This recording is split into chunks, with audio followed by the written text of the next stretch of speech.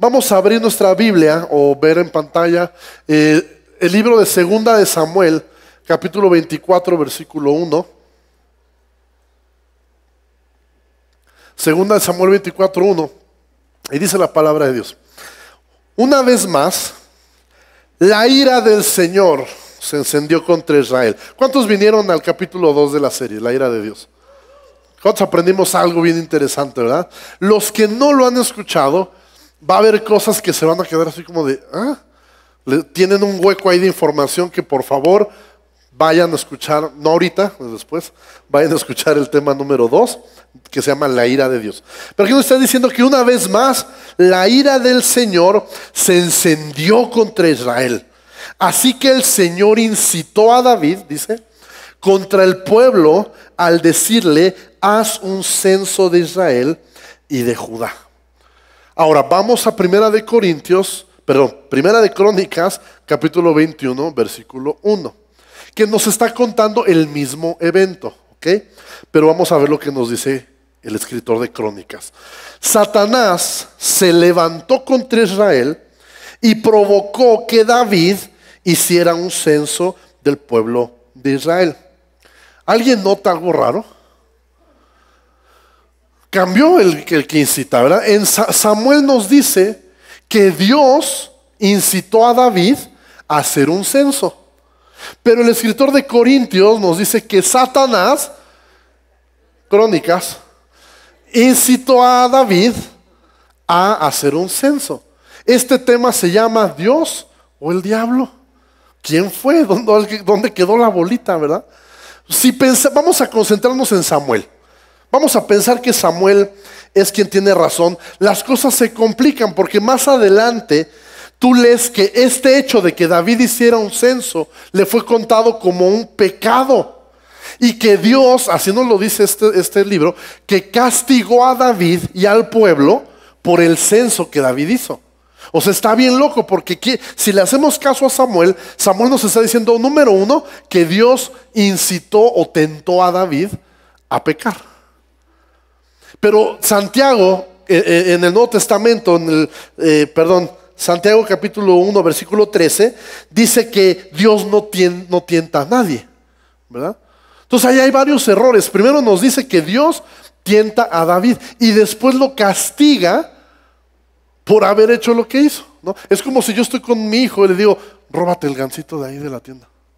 ¿Qué? Róbate el gansito, tráetelo, que no te vean. El chavo así, pues me está diciendo mi papá, ¿no? Y va y se lo roba. Y luego yo: ¿por qué te robas eso? Tráiganme la vara, órale. ¿Me explico? O sea, es como bipolar el asunto, ¿no? Es como que debes estar un poquito mal de tu cabeza para actuar así. Pero vemos que esto es lo que nos dice Samuel, que Dios tentó a David, luego David le cuenta eso como pecado, lo castiga y castiga al pueblo. Ahora muchos se preguntan por qué Dios castigó un censo, ¿no? En México cada no sé cuántos años hace un censo, cada 10 años. Entonces a lo mejor por eso tiembla, ¿no? A veces por esos cristianos fatalistas por el censo, claro, ¿no? El censo no era el problema. Si tú estudias toda la historia, resulta que este fue un censo militar. O sea, David sí hizo un censo de todo el pueblo, pero a él le preocupaba más saber cuántos soldados tenía. Entonces, el censo arroja un número, no me acuerdo ahorita si llegaba al 1,000,000 y feria de soldados, creo que sí pasaba el 1,000,000. Entonces, David hace este censo para hacer crecer su ego de soy el hombre más poderoso de la región. O sea, lo hace por vanagloria. Entonces, eso Dios lo ve mal y viene una consecuencia. Pero está muy loco esta contradicción porque el de Crónicas nos dice que fue Satanás. ¿Cómo explicamos estas contradicciones? Porque la serie se llama Dios es bueno, ¿no? Y Dios, si es bueno, no es malo. ¿Alguien está acá? No puede ser medio bueno. Las flautas que te enjaretaste anoche o eran buenas o eran malas, ¿verdad? Si tú dices estaban medio buenas, estaban malas, ¿no? El pambazo que te comiste o fue bueno o fue malo, punto, ¿no? Entonces Dios igual o es bueno o es malo. No puede ser bipolar, ¿no? No puede ser tan cambiante de que lo tienta y peca y lo castiga. O sea, es una locura. ¿Cuántos vieron o supieron de una película que se llama Dios no está muerto. Yo creo que una mejor versión sería Dios no está loco. Porque yo creo que hay gente en el mundo que no le preocupa tanto si Dios está muerto o no. Yo creo que hay gente que lee estos pasajes y se pregunta si Dios está loco o no. Yo creo que valdría la pena darle a conocer a la gente que Dios no es un loco bipolar, porque cuando tú ves a Dios haciendo esto, la verdad es que la mayoría de cristianos no lo entiende y nos crea duda, pero no nos atrevemos a decir nada. Y sabemos dentro de nosotros que algo no cuadra, algo está mal, pero pues así lo dejamos porque no tenemos manera de explicarlo, ¿verdad? Pero gracias a Dios hoy vamos a poder entenderlo. Y hay tres formas de entender esta contradicción de que si fue Dios o fue Satanás. Una de las tres yo no la abrazo ni la estoy de acuerdo. La voy a mencionar porque no quiero que digan que les escondo información. Pero de las tres solamente hay dos que yo estoy de acuerdo y son las que yo creo. La primera, no estoy de acuerdo, se llama calvinismo. No necesitas saber mucho, solamente tienes que saber que el calvinismo explica esta contradicción diciendo que no hay problema, que tanto puede ser Dios como puede ser el diablo. Porque el calvinismo sostiene que tanto el ser humano como el diablo están a merced de la voluntad de Dios. Es decir, el diablo opera como una herramienta de Dios para cumplir ciertos propósitos. Y eso quizá a algunos les cuadre, quizá digan, pues sí tiene sentido, ¿verdad? Pero te voy a decir por qué a mí no me cuadra. Porque el calvinismo, ¿has oído esa frase que dice que no cae una hoja de un árbol si no es la voluntad de Dios? Ajá, o sea, como diciendo que Dios está así milimétricamente detrás de cada asunto que pasa en la vida. Yo no creo eso. Yo creo que hay leyes, hay reglas que Dios define y bajo eso se mueve todo, ¿verdad? Pero los calvinistas, por ejemplo, enseñan la predestinación. La predestinación, para ahorrarte muchos estudios, quiere decir que de todos los que estamos aquí en este salón, algunos fuimos predestinados para el cielo y otros fueron predestinados para el infierno. Dios así lo decidió desde antes de crearnos. Entonces, calvinismo dice que no importa lo que tú hagas, no importa que creas en Jesús, no importa que vengas a la iglesia, que diezmes, que seas un buen hijo de Dios, al final de cuentas vas a ir al infierno porque fuiste predestinado para el infierno. ¿Crees que eso tiene sentido? O sea, hay 90,000 maneras de echar eso por tierra con la Biblia, ¿verdad? Es obvio que la Biblia no enseña eso, pero estos cuates agarran algunos versículos y dicen que Dios es soberano. Entonces, como Dios es soberano, entonces Dios puede hacer lo que se le pegue la gana, incluso ser bipolar, si Dios quiere, ¿no? Entonces ellos simplemente toman estos versículos y dicen, pues así es Dios y te aguantas. Y si quieres, y si no, pues ahí está el infierno, ¿verdad? Hay otra corriente de pensamiento que es la que yo personalmente abrazo y es la que la mayoría de las iglesias en cierta forma creemos. Se llama arminianismo. Este enseña, en concreto en este pasaje, enseña que en la escritura hebrea hay un estilo en el cual el verbo activo se usa para explicar, vámonos a las notas para no errarla, ¿verdad? Que los verbos activos se usan para expresar no el hacer algo, sino el permiso para que ese algo se haga. Está mejor, ¿verdad? Dicho de otra manera, a través de la Biblia, el permiso de Dios para que algo ocurra se describe como Dios haciéndolo. ¿Alguien está acá? ¿Sí? Es decir, en el Antiguo Testamento, en la forma de escribirlo, lo que Dios permite, lo hace. ¿Sí está claro? O sea, es como si yo le doy permiso a mi hijo de robarse el gansito, ellos lo hubieran escrito como que yo me lo robé. ¿Sí se entiende? O sea, es una manera de lenguaje que no específicamente quiere decir que Dios lo hizo, sino que Dios lo permitió. Es decir, es una metáfora. Y bajo este principio fue que descubrimos la vez pasada lo que la ira de Dios realmente significa. A mí me convence este asunto, pero hay una más que termina de cerrar para mí el círculo y es la que te voy a explicar a continuación. Hay una línea de tiempo que va a aparecer en pantalla, que es la que nos da claridad de por qué uno dice que es Dios y por qué uno dice que es Satanás. Ahí donde dice JC es el cero, ¿verdad? Es antes de Cristo, después de Cristo. El libro de Samuel fue escrito más o menos por el 975 antes de Cristo. Ahí el profeta Samuel escribió lo que acabamos de leer, donde dice que Dios tentó a David. En Crónicas se escribió en el 450 antes de Cristo, es decir, 500 años después, más o menos, de que se escribió Samuel. ¿Qué importancia tiene esto? Tiene mucha importancia. ¿Por qué?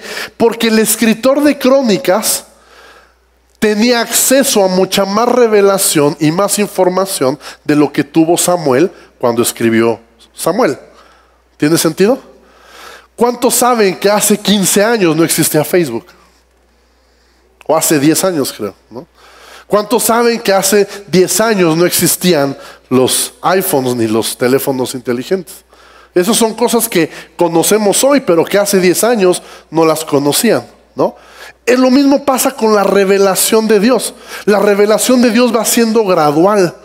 Dios se va revelando de poco a poco a través de la historia, y obviamente en el 450 tenían más información de la que tenían en el 975. ¿Alguien está acá? ¿Vamos bien?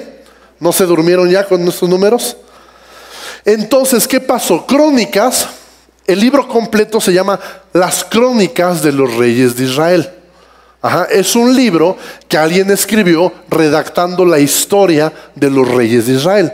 Entonces, este escritor está redactando las crónicas de los reyes y llega a David. Entonces llega a la crónica al momento donde David hace el censo. Samuel ya había muerto, Samuel ya había escrito su libro y él, según Samuel, fue Dios, ¿verdad? Pero este escritor de crónicas, cuando llega a ese punto, él tiene más información que Samuel, y entonces cuando nos cuenta el asunto del censo, él nos da otra información corregida. Y no nos dice que fue Dios, nos dice que fue ¿quién? Satanás. ¿Por qué? Porque tenía más información. Ahora, ¿de dónde estoy sacando que tenía más información? Tienes que entender algo, y eso es sorprendente. En el Antiguo Testamento, el pueblo de Israel no tenía conciencia de la existencia de Satanás como tal. Tú revisa hasta este tiempo, hasta antes de que se escribió Crónicas y todo lo que se escribió de ahí para acá, antes de eso, no existía una conciencia tal de Satanás. Solamente se tenía conciencia del lado bueno del mundo espiritual, es decir, de Dios y de ángeles. Tal es el caso que Moisés, cuando escribe el Génesis, ni siquiera nos menciona a Satanás, menciona a la serpiente. ¿Te das cuenta? O sea, sí es como una fuerza mala ahí, pero no hay una descripción clara. Ni siquiera aparece la palabra como tal Satanás. Aparece una vez y aparece más traducida como el ángel de la muerte, o el ángel, a veces aparece como el ángel de Jehová. Pero los hebreos no tenían este concepto de Satanás. Entonces, si lo único que yo sé es que existe Dios, y entonces ocurre algo sobrenatural, ¿a quién se lo voy a achacar? Pues a Dios, porque no tengo otra referencia a quien dárselo, ¿me explico? Entonces, si de repente yo vivo en ese tiempo, soy del pueblo de Israel, y de repente se abre el mar, pues Dios. Y luego se cierra, pues Dios, ¿verdad? Y de repente se mueren todos los primogénitos de Egipto, pues Dios. Y de repente cae maná del cielo, pues también Dios. O sea, todo era Dios. ¿Te das cuenta? Entonces, por eso muchas de las cosas que el diablo hacía, estos amigos las confundían con que Dios las estaba haciendo, porque no tenían esta información. Ahora, cuando Israel descubre que existe Satanás, y no solo Satanás, sino esta guerra entre el bien y el mal, esa guerra espiritual entre el bien y el mal. Léete el Antiguo Testamento antes de ese momento de que se escribió Crónicas, y no vas a encontrar ninguna referencia a demonios. No los conocían. Solo conocían ángeles y a Dios, pero no hay referencias a demonios. ¿En qué momento Israel recibe esta revelación? La recibe el profeta Daniel, cuando están en el exilio o bajo el dominio del imperio persa. En Daniel capítulo 10 versículo 1 dice: en el tercer año del reinado de Ciro de Persia, Daniel, que también se llamaba Belsasar, tuvo una visión acerca de un gran ejército. Daniel está recibiendo esta revelación durante el reinado de los persas, y se le aparece un ángel, y en el versículo 12 le dice: no tengas miedo, Daniel, Desde el primer día que comenzaste a orar para recibir entendimiento, tu petición fue escuchada en el cielo. He venido en respuesta a tu oración. Y aquí viene la revelación que ellos no sabían que esto existía. Dice, pero durante 21 días, el espíritu príncipe del reino de Persia me impidió el paso. Entonces vino a ayudarme Miguel, uno de los arcángeles, y lo dejé allí peleando con el espíritu príncipe del reino de Persia. Ahora estoy aquí para explicarte lo que sucederá en el futuro a tu pueblo. Esto que para nosotros ya lo sabemos, que existe el bien y el mal, ángeles y demonios, y que hay una guerra constante todo el tiempo que nosotros no vemos ni percibimos, ellos no lo sabían. En ese momento es la primera vez que tú encuentras que reciben esta revelación de que hay demonios. Ahí Daniel recibe la revelación de que cada reino físico tiene un espíritu príncipe espiritual. Pues es espiritual. ¿Alguien está acá? Por ejemplo, México. México es un reino físico. Algunos quizá no lo sabían, pero México en el plano espiritual tiene un espíritu príncipe. Y así cada reino, cada nación. Eso antes no lo sabían. Entonces Daniel recibe esta revelación en más o menos en el año 450 por ahí. Y entonces Israel conoce lo que es Satanás, lo que son los poderes espirituales, la guerra entre el bien y el mal. Entonces el escritor de Crónicas, que vivió ya en ese tiempo, ya tenía esta revelación de quién es Satanás y de que Satanás es parte del equipo malo y Dios es parte del equipo bueno. Entonces cuando está redactando el momento en que David hace el censo, el escritor de Crónicas, con más información, ya nos dice: Satanás fue quien tentó a David para hacer el censo. ¿Alguien está acá? Entonces, ¿quién tenía razón, Samuel o el escritor de Crónicas? El escritor de Crónicas. Entonces, un principio que tú tienes que aprender: tiene más peso la revelación entre más se acerca a Jesús. ¿Ok? En el tiempo, desde que Moisés empieza a escribir el Génesis, Moisés empieza con cierta revelación. Algo Dios conoce. Pero va avanzando en el tiempo y de repente el profeta Isaías recibe otra revelación más fresca de Dios. Y contradice un poquito la de Moisés, no importa. ¿Nos quedamos con la de Moisés o con la de Isaías? Con la de Isaías. Es como si hoy tú quisieras ir al doctor, pero que te trate con procesos de hace 200 años. ¿Quién quisiera eso? Que te dijeran: hermano, necesitamos hacer un examen de próstata. ¿Te lo hacemos como se hace en 2018 o te lo hacemos como se hacía en 1950? ¿Quién dice como en 1950? Ahí yo, ¿no? ¿Verdad que nos gusta la revelación más nueva? ¿No? Lo más reciente. Nos gusta la tecnología, nos gusta la innovación. ¿Por qué? Porque es más seguro. ¿Sabías que las versiones de la Biblia NBI y NTV son más seguras que la Reina Valera? ¿Por qué, pastor? Porque la Reina Valera se revisó en 1960. De 1960 a 2014 se descubrieron nuevos rollos de papiro. Y sobre esos nuevos, pero que eran más antiguos que los que se usaron para hacer la Reina Valera. Entonces resulta que la NTV y la NBI están traducidas de manuscritos más viejos que la Reina Valera, o sea que son más confiables. ¿Alguien está acá? Pero mucha gente no quiere la NTV, no quiere la NBI porque sienten que solo la Reina Valera es válida, cuando es más confiable. Entonces, en la Biblia ese principio aplica, hermanos. La revelación entre más cercana es a Jesucristo, es más confiable. Por eso yo te dije en la primera sesión: si tu imagen de Dios, si tu concepto de Dios no se parece a Jesús, ¿qué te dije que hicieras? Tíralo a la basura. Abraza el que Jesús nos enseñó. ¿Ok? ¿Vamos bien hasta ahí? Antes de Crónicas, ya lo dije, nadie conocía la guerra espiritual, etcétera. En base a eso que te estoy diciendo, me atrevo a hacer esta declaración que es arriesgada, pero estoy convencido que todas las acciones violentas atribuidas a Dios en el Antiguo Testamento fueron realmente llevadas a cabo por Satanás. ¿Por qué? Porque Dios no puede ser medio bueno. O es bueno o es malo. Y estamos viendo que en un evento en particular, uno dijo que fue Dios y el otro dijo que fue Satanás con una revelación más nueva. Entonces tengo que quedarme con la más nueva. Y ahorita te voy a demostrar con 3 historias ocurre lo mismo. Y la más sorprendente de ellas para mí es el diluvio. Pero ahorita lo vamos a hablar. Pero yo me atrevo a decir, y espero que abraces eso, todos los actos violentos del Antiguo Testamento que se le atribuyen a Dios, estoy convencido que realmente fue Satanás. Esa es una verdad que nos deja creer que Dios es bueno. El diluvio. Todos conocemos la historia del diluvio, ¿cierto? Dios ve a la humanidad que está ya totalmente en pecado, son malos, se están matando unos a otros, robándose, es un relajo. Y entonces dice que se arrepintió de haber creado al ser humano. Y entonces decide desaparecerlos, ¿verdad? Ahora yo te pregunto, vamos a suponer que tú eres Dios o que yo soy Dios por un segundo, bueno más, como un minuto.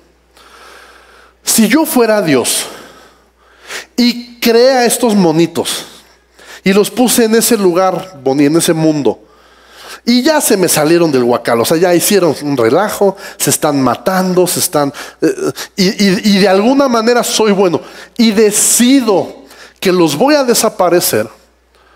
Si soy bueno, pues escogería un método que ni se enteraran, que no les doliera, que le haría como Thanos, pues. Me pondría mi guantelete del infinito, le hago así, y se desaparecería. Entonces, no me quiero ir, señor Moisés. No me quiero ir, señor Noé. Y ya, no sufrirían, no les dolerían, ni se enterarían. Como cuando llevamos a los perritos a dormir, ¿no? Que ya está viejito, ya no puede, pues vamos a dormirlo. No llega si el veterinario lo ahorca, ¿verdad? Hasta que se... pobre perrito. No, lo inyectan y el perrito a gusto, ¿no? Qué chido morir así todos, ¿no? Pero no, o sea, este Dios bipolar que nos muestra Moisés, porque Moisés escribió el Génesis, es un Dios que dice, ok, ya me arrepentí, me duele el corazón, vamos a deshacerlos. ¿Cómo se les ocurre? Ya sé, vamos a ahogarlos. Es como, o sea, ¿alguien está acá? No tiene sentido, ¿me explico? Ahora, la neta es que hasta hoy tú creías que Dios mandó el diluvio, ¿sí o no? ¿Sí o no? O sea, y lo creemos porque pues así dice y no, pero realmente dentro de nosotros nos hace cortocircuito, no nos cuadra, ¿no? Entonces, ¿qué pasó en el diluvio? Bueno, Génesis 6, versículo 6, dice, se arrepintió de haber hecho al ser humano en la tierra y le dolió en el corazón.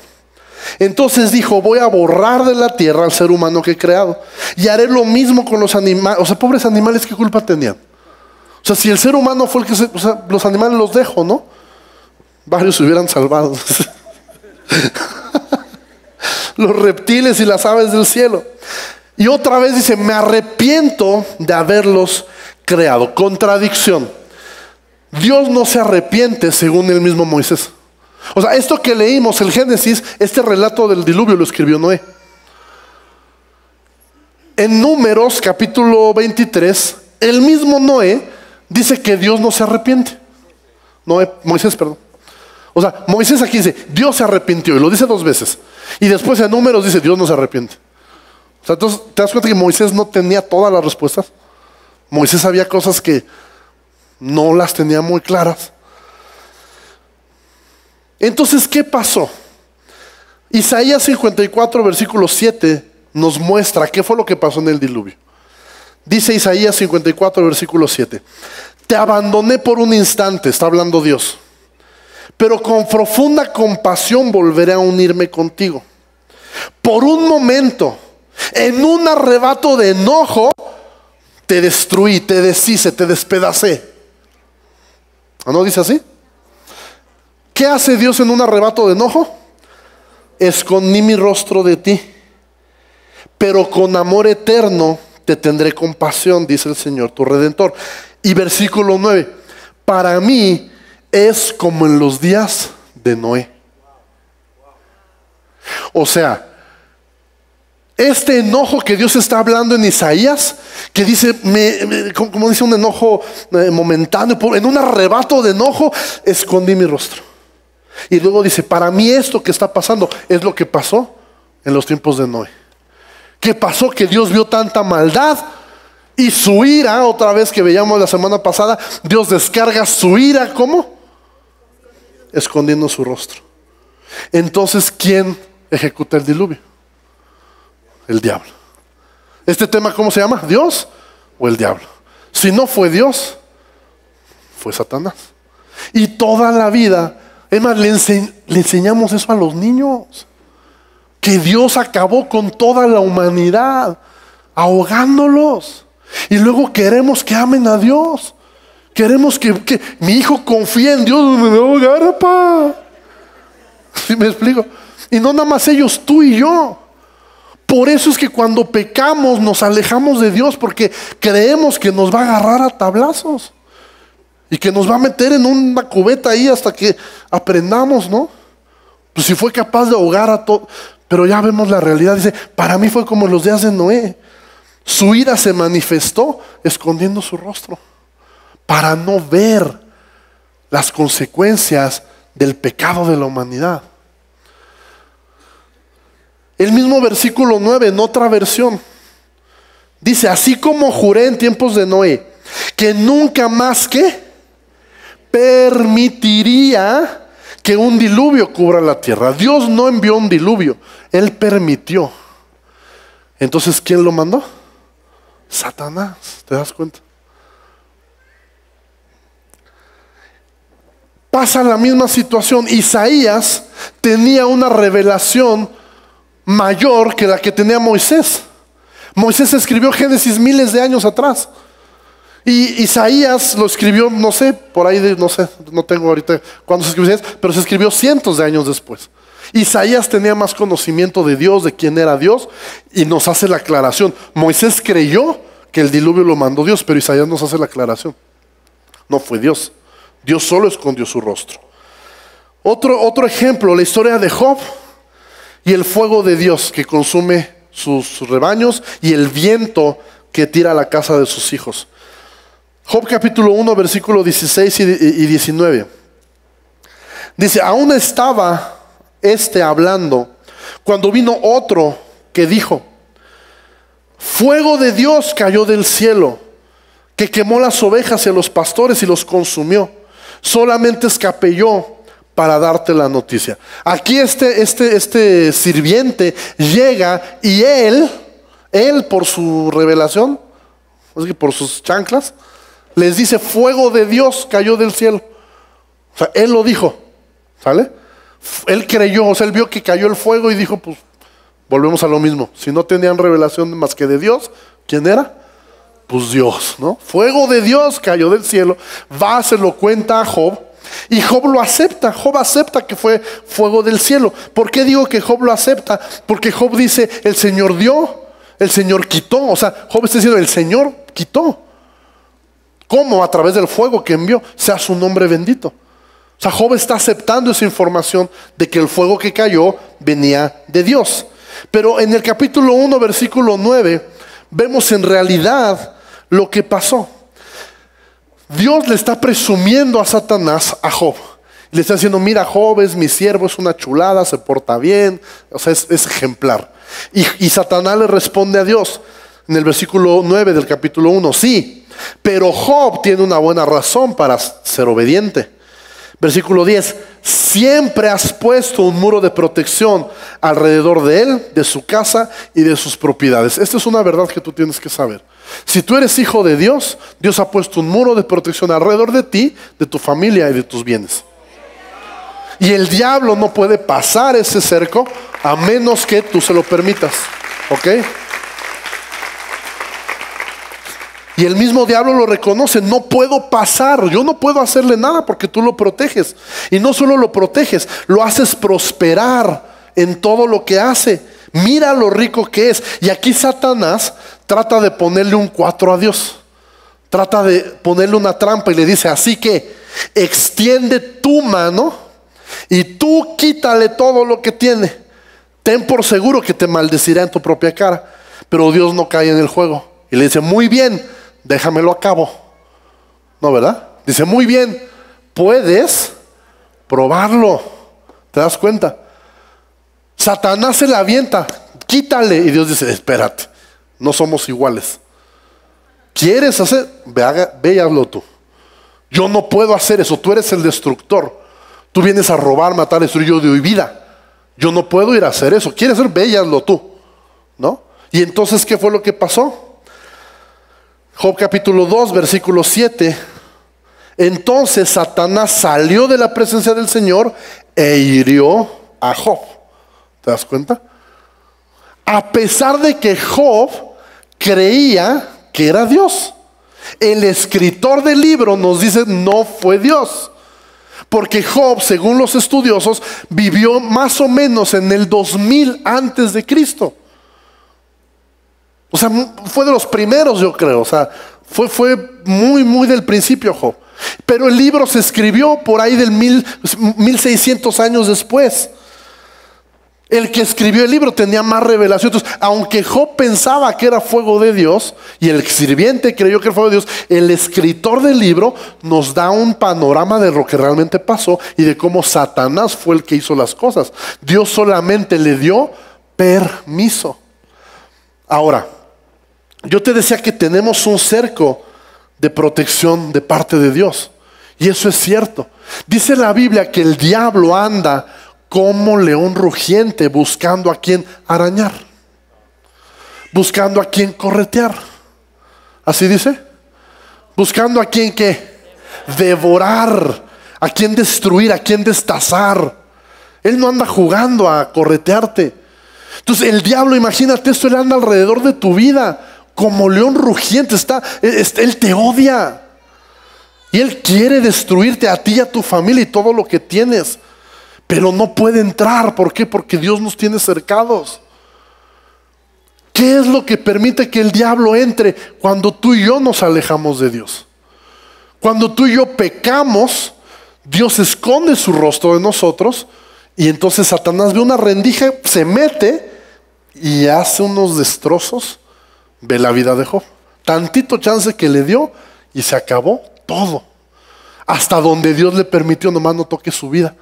No lo mató porque Dios seguía guardando a Job.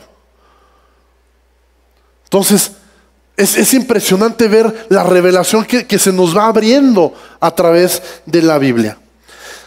La tercera historia o el tercer ejemplo es Sodoma y Gomorra. Estas ciudades que igual llenas de pecado, que nos dice que Dios destruyó a través de ¿qué? De fuego y azufre. Ya vimos que el fuego del cielo no viene de Dios. ¿Viene de quién? Del diablo, como la historia de Job. Fuego del cielo no era de Dios, era de Satanás. Y no te voy a dar citas de Sodoma y Gomorra porque es la misma situación. Así como Job, Moisés creía que Dios envió el fuego del cielo a Sodoma, pero ya hablamos que Moisés no tenía el conocimiento de la existencia de Satanás. Y tal como Job pensó que era Dios, ¿no?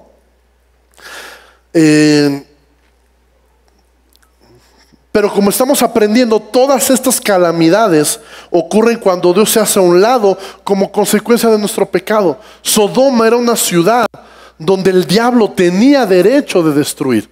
¿Por qué? Por el pecado de la ciudad. Tenía el derecho de hacerlo. Y aún así, Dios estaba protegiendo a Sodoma.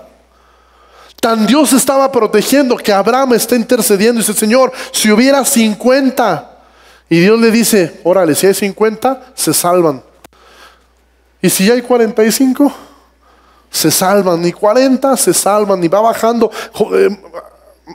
Abraham llega hasta 10, Señor. Y si hay 10 personas buenas, se salvan. O sea, es obvio que Dios quería que se salvaran, ¿te das cuenta? O sea, si le bajó de 50 a 10, así, Dios quería que se salvaran. El problema es que no hubo ni 10 buenos. Yo creo que si Abraham le hubiera dicho a Dios 5 nomás, a lo mejor se salvaban, nomás por Lot y su familia. Pero no llegó a 5 y entonces Dios, ¿qué crees que pasó en Sodoma y Gomorra? Dios escondió su rostro. escondió su rostro y Satanás, con el permiso que tenía por el pecado de la nación, vino y arrasó con todo. ¿Te das cuenta? Ahora, lo terrible de esto es que sigue pasando. ¿Cuántas vidas destruidas? ¿Cuántas familias deshechas? Por no escuchar la voz de Dios. Por darle nosotros mismos permiso al diablo de destruir nuestra vida. Es increíble. Tanto dolor que podríamos ahorrarnos. Tanto sufrimiento en el mundo que se podría ahorrar si tan solo escucháramos la voz de Dios. Ahora, te estoy poniendo 3 ejemplos. Podríamos tomarnos prácticamente todo el Antiguo Testamento e irlo haciendo así, nunca acabaríamos. Pero llegando a este punto, ¿ya es la revelación total y absoluta del carácter de Dios en el Antiguo Testamento? Obviamente no, ¿verdad?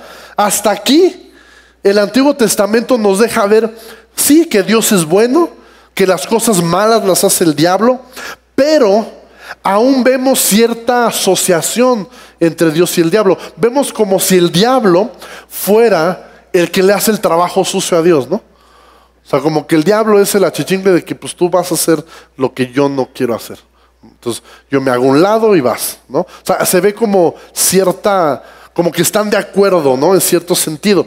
Es hasta que Jesús aparece que la revelación se completa. Jesús deja claro que Satanás nunca ha trabajado en cooperación con Dios y de hecho siempre ha estado en franca oposición a Dios. O sea, el Antiguo Testamento cierra con un entendimiento de que Dios es bueno, el diablo es malo, pero hay cierta asociación en cómo ocurren las cosas.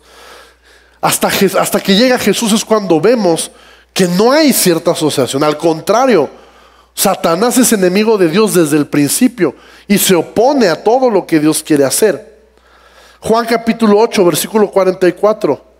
Dice, pues ustedes son hijos de su padre el diablo y les encanta hacer las cosas malvadas que él hace. Él ha sido asesino desde el principio y siempre ha odiado la verdad porque en él no hay verdad. Y cuando miente, actúa de acuerdo con su naturaleza porque es mentiroso y el padre de la mentira. Algo que descubrí es que Jesús no solo nos revela la imagen exacta del Padre, sino que Jesús también nos revela la realidad de quién es este desgraciado. Nos lo muestra con rayos X y dice, este es asesino desde el principio. Este se opone a lo que Dios quiere. Dios quiere dar vida, Dios no quiere que ninguno se muera, pero este siempre ha estado buscando las rendijas donde se ha metido y ha traído destrucción. Es increíble el cuadro que Jesús nos pinta. Todo lo que habla y hace no lo hace en cooperación con Dios, sino por su cuenta. Y vemos que Jesús, por otro lado, vino a dar vida. Y dice que Jesús vino a deshacer las obras de las tinieblas, a deshacer las obras de Satanás. A eso vino Jesús.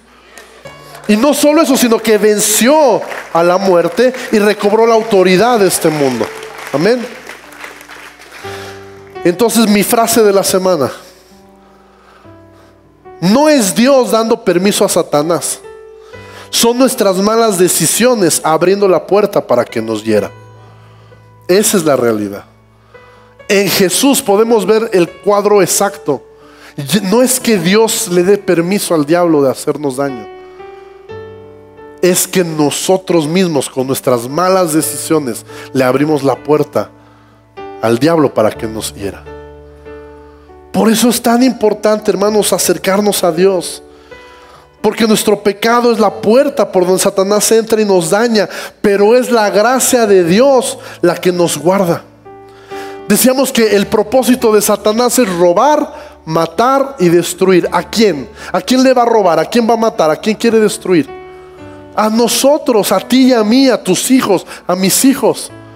Él quiere deshacernos. Mira, si por él fuera, tú y yo ya estaríamos muertos. Si por Satanás fuera, si no estuviéramos rodeados de la protección de Dios, ya no estaríamos aquí. Y déjame decirte algo todavía más loco. Allá afuera, la gente que no conoce a Dios, aún ellos están viviendo bajo la gracia de Dios. Porque si por el diablo fuera, mira, el diablo tiene argumentos y tiene derecho para deshacer a la humanidad. Porque la humanidad peca y peca y peca y le da la espalda a Dios. Si Satanás no ha acabado con este mundo, hermano, es porque la gracia de Dios sigue guardando este mundo.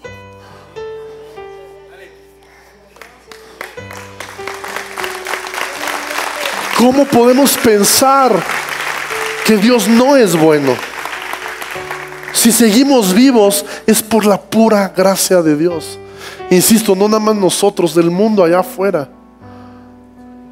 A pesar de que sí suceden cosas horribles, pero yo estoy seguro, hermano, que Dios y sus ángeles están tan movidos, tan activos, deteniendo a este desgraciado, de tantas cosas que estoy seguro que todo el tiempo está planeando hacer.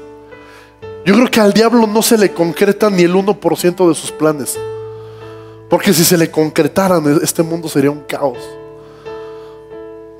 Me viene a la mente eso de que hay gente que solo quiere ver el mundo arder, ¿no? Satanás solo quiere ver el mundo arder y ser y caos y destrucción. Pero por la gracia de Dios seguimos aquí. Y quiero terminar con esta promesa de Dios en Isaías 54, justo cuando habla del diluvio. Dice Dios: para mí es como en los días de Noé, cuando juré que las aguas del diluvio no volverían a cubrir la tierra. Y mira lo que Dios nos promete. Dice: así he jurado no enojarme más contigo. O sea, la promesa de Dios es no volverse a enojar con nosotros. Y si eso se te hace poco, lo que sigue me voló la cabeza. Dios ha jurado ni siquiera volver a reprendernos. O sea, ni siquiera regañarte. ¿Y sabes dónde veo cumplido eso? Otra vez en el hijo pródigo. El hijo pródigo se va, hace un desastre en su vida y regresa, y el padre ni siquiera lo regaña. ¿Por qué Jesús no nos muestra al papá de menos reclamándole algo? Porque Dios ya había prometido: ni siquiera te voy a regañar. Ya no me voy a enojar y ni siquiera te voy a reprender. ¿Sabes qué voy a hacer? Dice Dios: aunque cambien de lugar las montañas, México, aunque se tambaleen las colinas, aunque tiemble, aunque haya terremotos, yo no estoy ahí. Dios no está en el terremoto. Dios está en las manos que ayudan. Dios está en las manos que llevan alimento, que llevan recursos, no en el terremoto. Dice: aunque cambien de lugar las montañas y se tambaleen las colinas, no cambiará mi fiel amor por ti, ni vacilará mi pacto de paz, dice el Señor, que de ti se compadece.